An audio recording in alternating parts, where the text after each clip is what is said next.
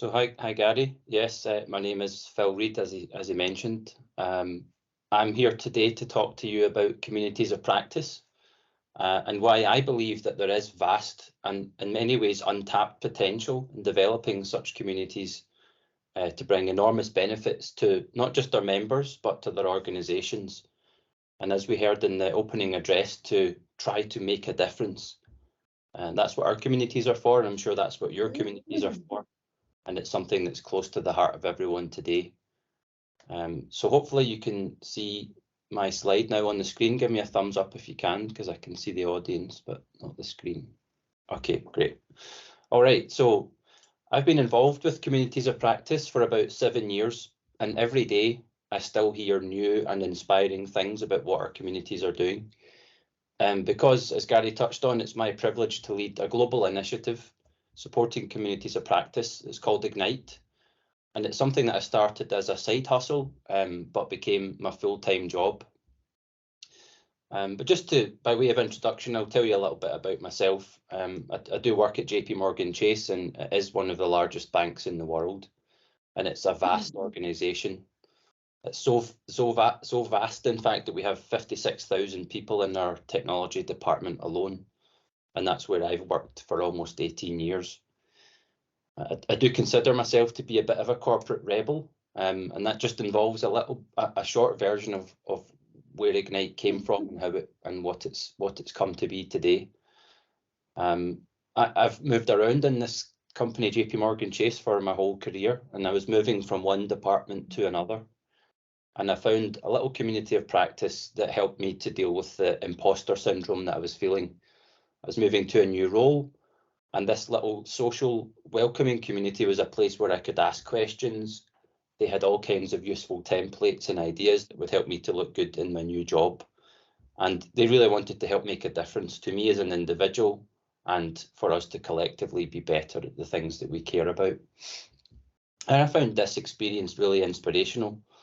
So we thought, let's see if we can get more communities of practice to spring up and thrive. And so we had a brainstorm, we came up with the name Ignite, and we piloted it in our Glasgow office where we have about 2,000 software engineers. And people were like fascinated by this concept of just being able to learn together. So we started with 20 communities in Glasgow, and the whole thing's grown over the last few years. And obviously I'll talk more about what we've done at JP Morgan Chase, but now essentially it is my full-time job to run these communities of practice as a community builder, as it says there. I am a runner. I run every single day, and I do try to run away from a bad diet. I'm terrible for snacking, but I like to keep fit because I like, I'm sitting at a desk all day. And I've put expressionless optimist because my goal really is to help people to enjoy their jobs more. Sometimes that optimism doesn't always transfer its way to my face. I'm sometimes a little bit known as a deadpan Scotsman. But I am a certified social learning leader as well. So as Gary mentioned, we met last year in Portugal alongside many others who are interested in communities of practice at scale. Which just brings to this, that I just wanted to tell from you. I know that you have innovation communities, but have you ever seen organizations with like communities of practice at scale? If you just raise your hand if you've seen that, I can see you in the audience here. So I see 1, 2, a few hands going up and here on Teams as well. So a few people have seen that. But I thought it would be worthwhile just kind of going back to basics a little bit on communities of practice. Many of you will be familiar with it, but it's good to recap. So essentially what we set out to do with communities of practice is to help people to collaborate across the silos that organizations tend to create. So the silos are created when teams and people are organized into vehicles for business value delivery. So you have teams, departments, lines of business, and in a global organization like ours, we have people all over the world who are separated from each other by things like time zone.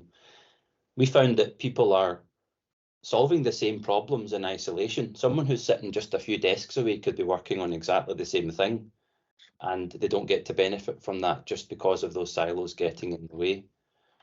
And also in a large company like ours, these silos can sort of strip out the social routing that you might feel in a company. We wanted to help make our company feel smaller.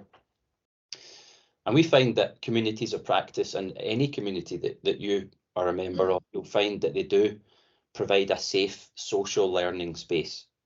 You can explore new knowledge boundaries together. You can be humble about the things that you don't know and practice together. You want to get better, to share ideas, to collaborate, and to make a positive difference. And just to dwell just for a moment on the definition of the term community of practice, you'll see it there on the screen. Essentially, a community of practice unites people who have a common passion or an interest for something, and they collaborate together and they get better at that as a group. And the term was coined by Etienne Wenger Traynor in his book Situated Learning in 1991. So it's quite a long time ago. And to see communities of practice in action, you can sort of see here that there's almost those silos again. So people are organized into teams, and in JP Morgan Chase, we have cross-functional teams of people with different specialities. And what people find inspiring is this ability where you see the community in yellow, connecting people across those teams who have common interests. We just give them the latitude, the ability to go into a room and just learn together. You'll see, if you can see some of the photographs there, it's a very social environment, and people just love that opportunity to do something different. One of the things that I like to emphasize when we're talking about communities is to be intentional about the design of your community.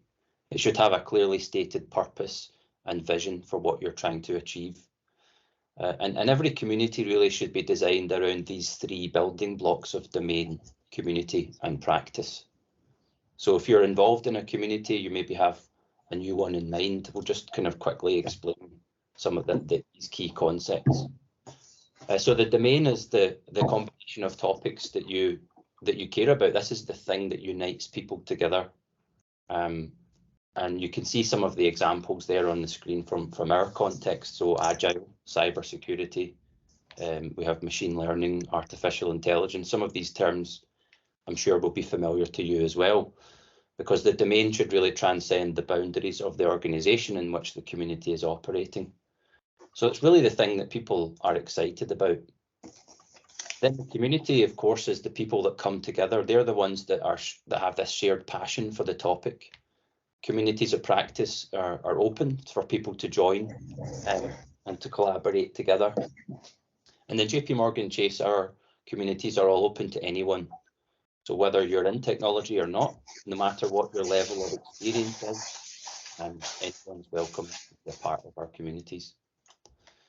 And it's one thing to have in a room and there's a little bit of noise there. Perhaps if you're could mute. There's one thing to have people that care about a topic, but we've got to do something together, and that's where the practice element comes in. It's those shared experiences of people doing things together, and really making a difference by generating new knowledge. And in JP Morgan, as I mentioned, we have a lot of communities, and they'll be doing hands-on coding exercises. They'll be practicing public speaking. They'll be giving feedback on organizational strategy and developing new tools and techniques together. And we like to say that when a community is designed around these three pillars of domain, community, and practice, that's where the magic happens. You'll see that our little ignite flame there in the middle. That's when people are excited to learn about the domain that they're passionate about, and they apply that passion by practicing together with others.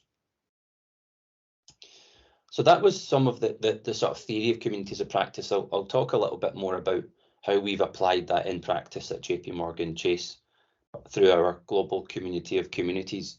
And the idea here really is just to give hopefully a bit of encouragement to you, for you to think about the communities that you're a member of, and to look outside into the industry and see there are lots of other organizations doing this. But Ignite is what we call a grassroots initiative.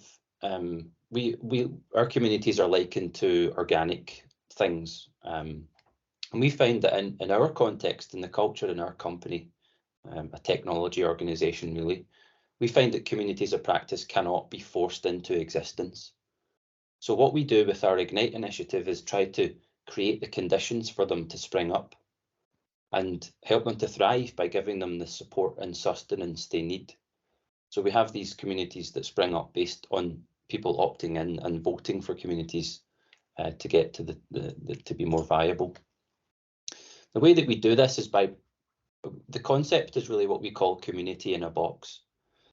So one of the things that we provide is discoverability of our communities. So that one that I mentioned earlier on, the community that I was a part of when moving from one department to the other. I really loved that little community. It just made such a difference to me personally, but it was a shame to me because it wasn't easily discoverable. People only knew about it through word of mouth.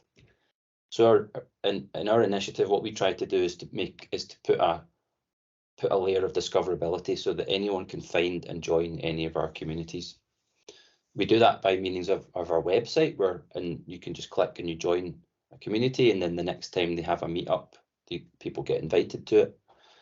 And the other thing that we do is provide a lot of coaching, social learning coaching to our community members, so that if they're trying to think what kind of meetup could we have next, they can go to our toolbox, and there's loads of different types of activities they can do together that focus on them really having action-oriented sessions together where they can learn, and they take what they've learned back to their team or their different department and apply the new knowledge. And then hopefully they'll report back into the community with that. And we take all of this ecosystem of communities, and we connect it into the organizational strategy for our company. JP Morgan is really technology is the heartbeat of everything that we do. Our communities love to be connected to help influence the strategy that our organization takes.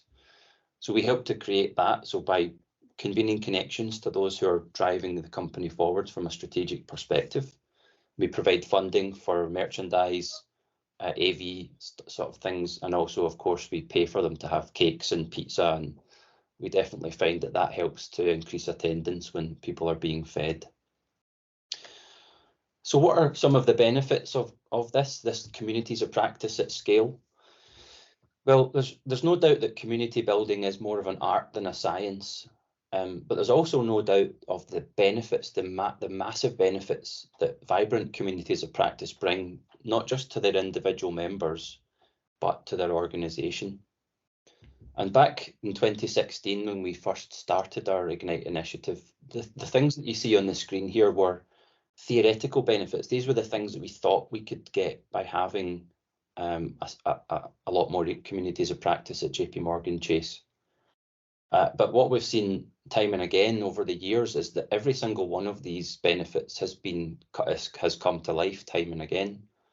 People have had transformational experiences through participating in communities of practice. They find a new job.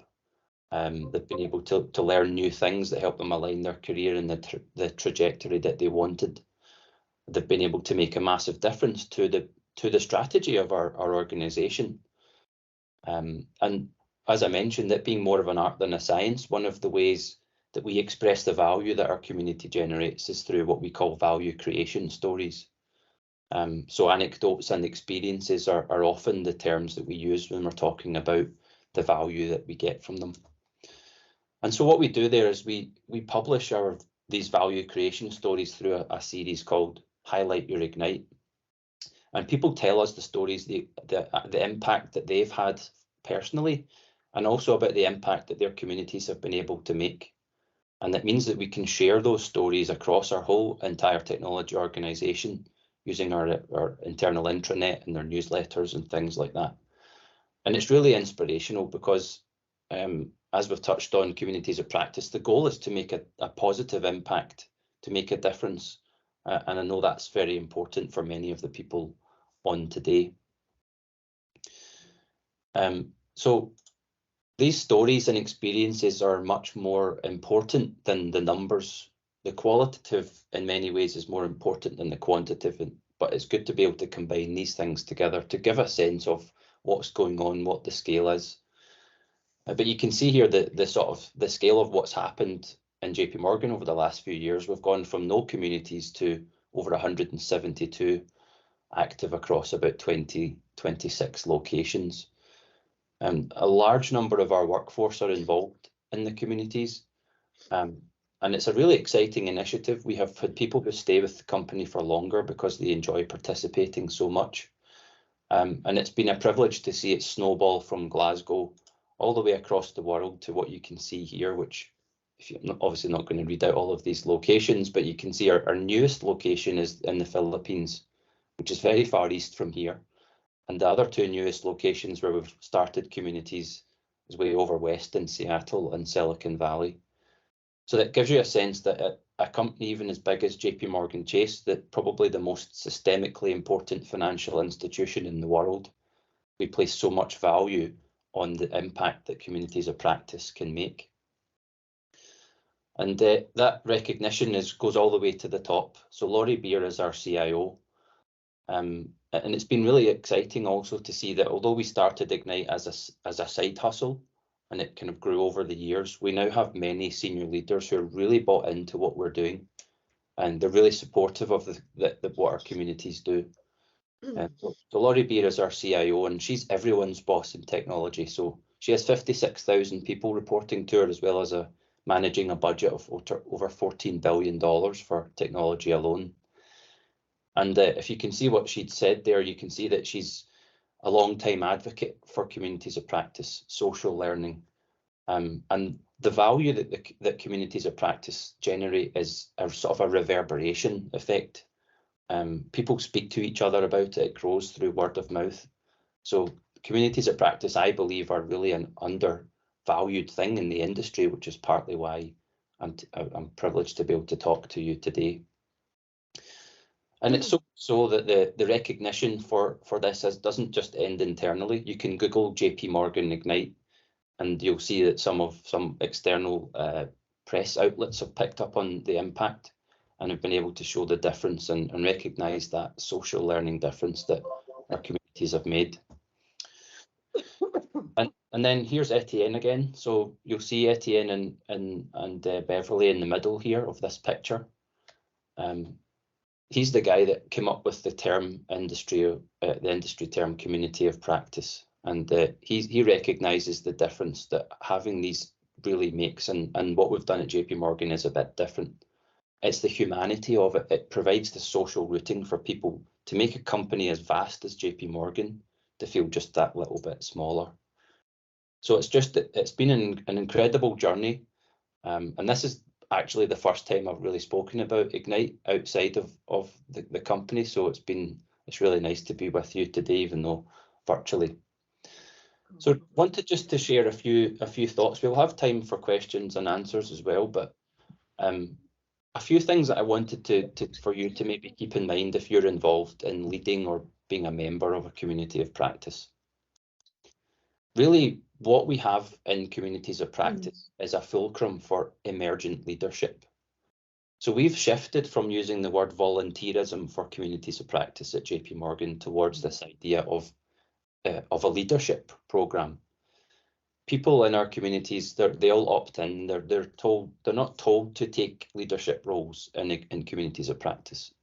Rather, these are the people who empower others to learn, to help them advance their own careers, to advance the practices they care about in their communities. And it's just delightful to be able to see and hear these stories every day about what these emergent leaders are able to contribute. So for your community, think of it in terms of that emergent leadership rather than just volunteerism.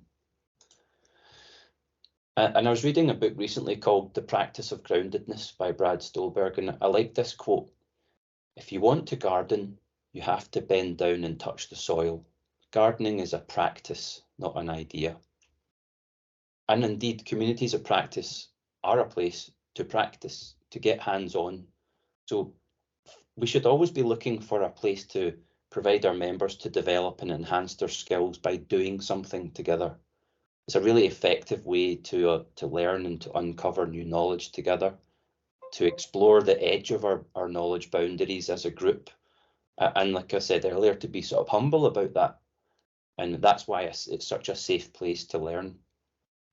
Now, every community will do different types of activities, and that's fine.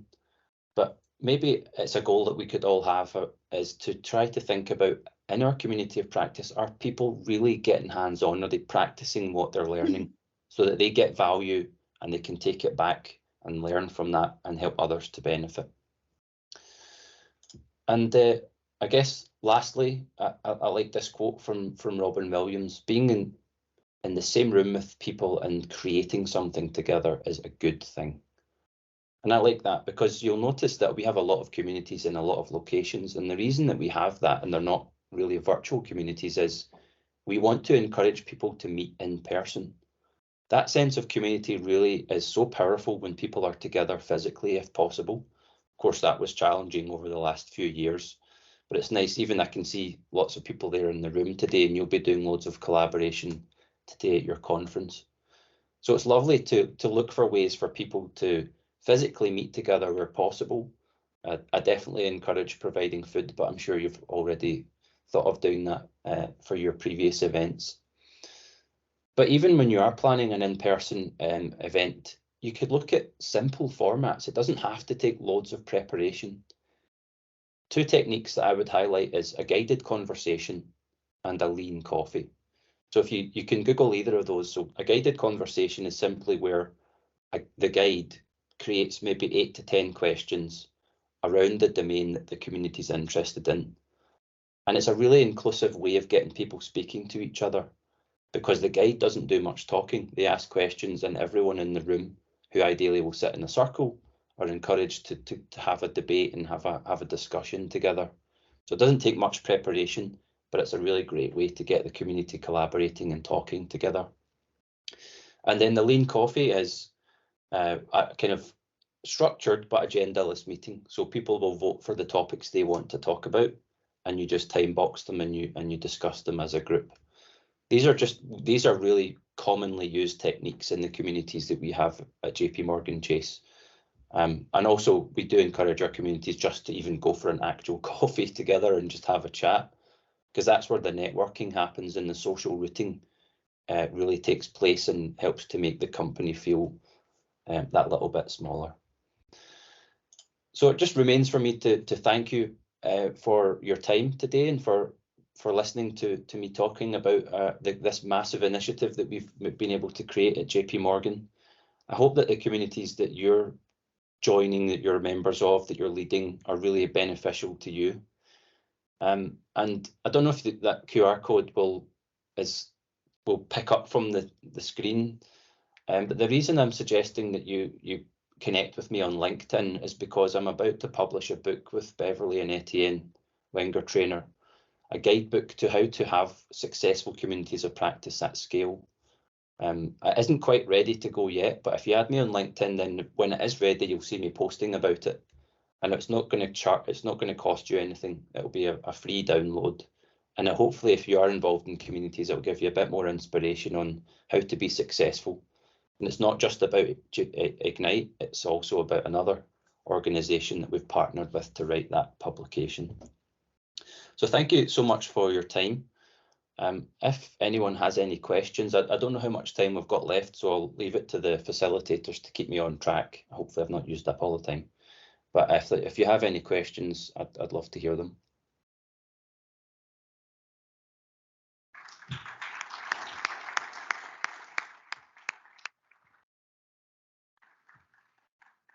Thank you very much, Phil.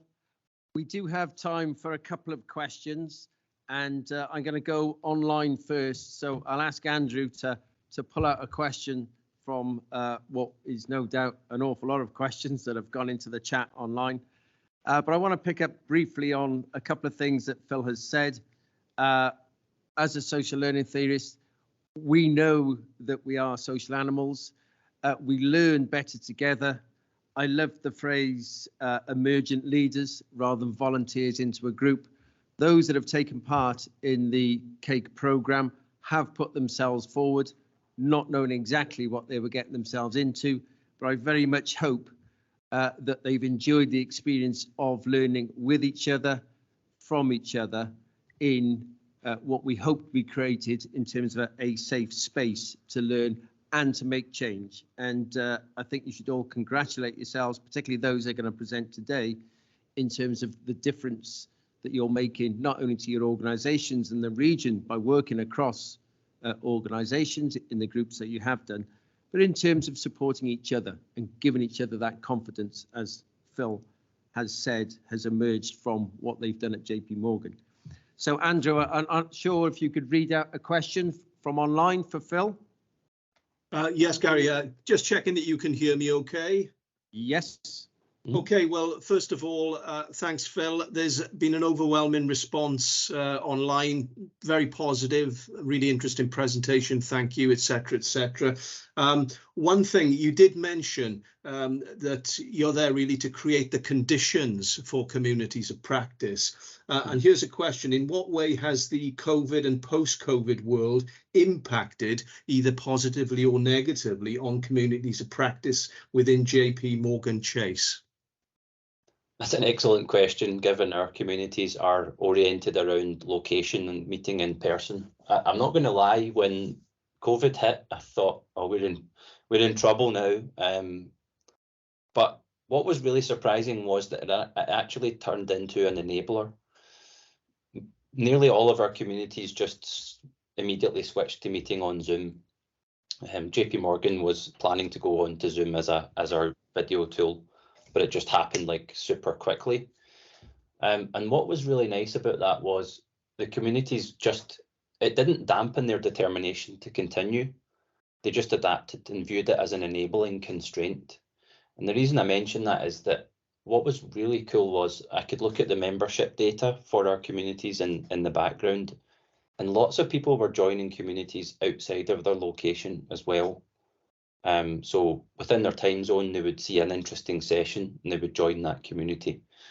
So I think one of the things that we've seen, I guess the benefits was an uptick in membership and more inclusivity of people meeting across different locations that we have. And that's when we created our social learning toolbox. We wanted to help people navigate how to use tools like Zoom or Adobe Connect as we use, or polling. How can we use electronic tools for the purposes of social learning? So not just having a meeting, but how can we help people to actually use them for community activities? So we got through that period quite well. And what maybe in the last 6 to 9 months, we've really started seeing people meeting in person a lot again, and that's been really nice to see. So people back in rooms collaborating together. But the model that we have now is a bit of both. Communities will meet virtually on Zoom quite a lot, because whether you're in the office or at home, because we have a hybrid model, you still have access to Zoom. But we do encourage them to spend time in person as well, doing things with, usually with the Zoom off, doing things together that work better in that smaller, more kind of intimate environment. Thanks, Phil. Time for a quick one from the room. But before I take that, I think we've managed to convince Phil to come to our Cardiff conference on the 4th of July. He will be there in person. And so do come along to that and grab Phil, and I'm sure he'll tell you all about specific aspects that might interest you. Have we got a question from the room?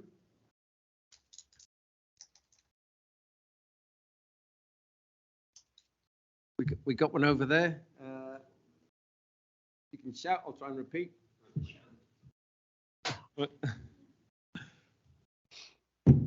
Hello, hi, thanks Phil. My name's Chris Bolton.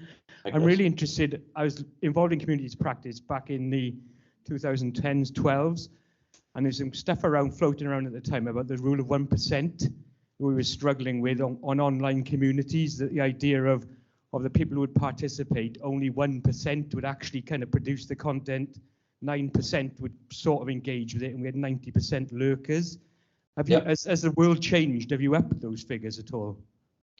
Funnily enough, like no matter what kind of community it is, you tend to find that those varying levels of participation continue.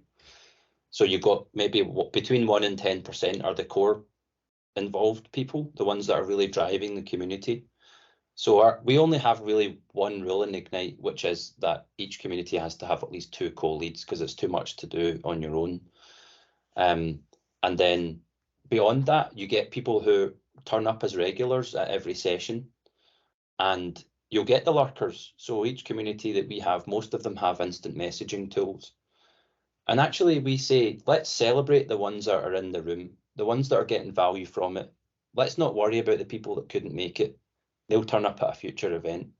So just focus on the value for the people that are there. Acknowledge and be comfortable with the fact that communities have, every single community has this roughly the same level of participation. And even the lurkers will get value because they might be in your instant messaging channel and seeing people asking and answering questions, and eventually it might just trigger their interest, and they might be getting value from the community even though they don't turn up at the actual sessions. They can ask questions and see the answers as well. So I wouldn't say things have changed much. You still get those varying levels of participation. So you can design for that. So if you're taking notes on this, I would say, look at the article that Bev and Etienne Wenger Trainer have got on designing for multiple levels of participation. And it means that when you're, if you're organizing an event, one of the things that often worries you is who's going to turn up. You might have 100 people in your community and you get 10 to 15 actually showing up typically. That's what we're just saying, is that don't worry too much about that. Just focus on the value for those that have been able to attend. But just lastly, I'll just add as well that you obviously want to attract more people along. So that's why we encourage communities to share their value creation stories. So they'll send an email summary of what they've done after each community meetup, so that people who legitimately couldn't make it because of a conflict or they might be on holiday, they still know what's going on in the community and they'll still feel they're a part of it and welcome to attend in the future. Hopefully that answers your question there. Great question, Chris. Thank you. And thanks very much, Phil. We're going to segue from your perfect introduction there to value creation stories. So I'm going to hand over to Tony, who's going to introduce our first group, and they're going to tell you about some of the value that they've created in terms of what they did within their group, within the CAKE program. So thanks, Phil, and Tony.